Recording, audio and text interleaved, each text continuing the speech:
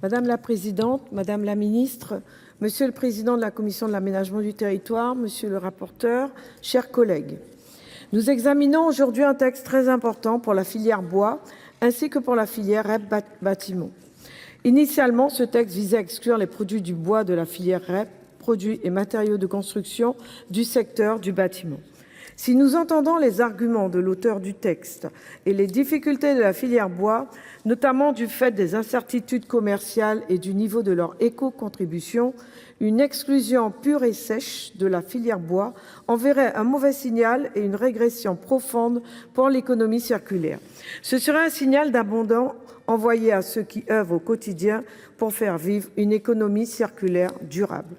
Rappelons que le bâtiment, pilier de l'économie française, demeure l'un des plus grands producteurs de déchets dans notre pays.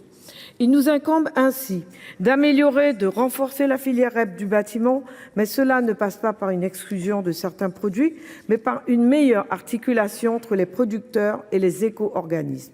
Cette responsabilité élargie, nous l'avons collectivement adoptée pour répondre à une nécessité: faire en sorte que ceux qui mettent des produits sur le marché prennent part financièrement et structurellement à la gestion de leur fin de vie. Ce n'est pas un luxe, mais une exigence écologique et de justice que nous comprenons tous sur ces bancs. De plus, pour répondre aux préoccupations de la filière bois, le gouvernement a déjà entrepris des démarches pour faire évoluer le cadre réglementaire afin de dégager des gains pour les producteurs et pour rétablir une équité entre les produits de construction en bois issus de scieries qui sont principalement fabriqués en France et les produits en bois préfabriqués qui sont souvent issus de l'importation.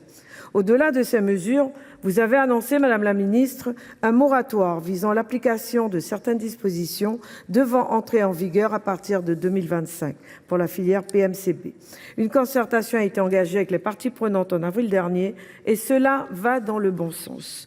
Du bon sens, c'est aussi ce qui est ressorti de l'examen du texte en commission, où nous avons considéré qu'une sortie pure et simple des produits bois de la filière REP soulèverait de nombreuses difficultés.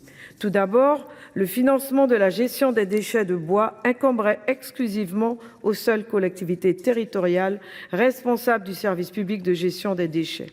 Nous aurions ainsi pris le risque de fragiliser tout le système de collecte de déchets qui repose aujourd'hui sur près de 6 400 points de reprise gratuite répartis sur l'ensemble du territoire, y compris dans les outre-mer.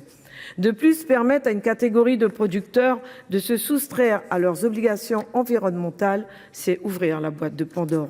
Une telle décision conduira inéluctablement d'autres producteurs supportant d'autres difficultés à demander leur sortie de la filière REP. Ils ne comprendraient pas cette différence de traitement.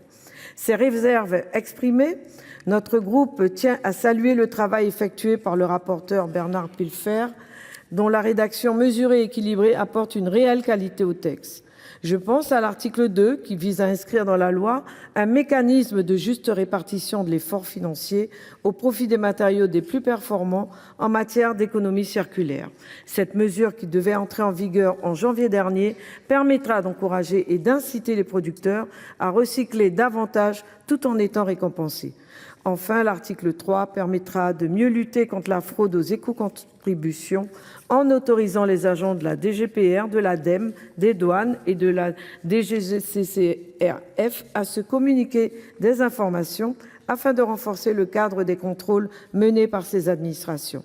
Ces éléments vont dans le bon sens et laissent entrevoir un texte raisonnable. Pour ces raisons, notre groupe votera en faveur de ce texte. Je vous remercie.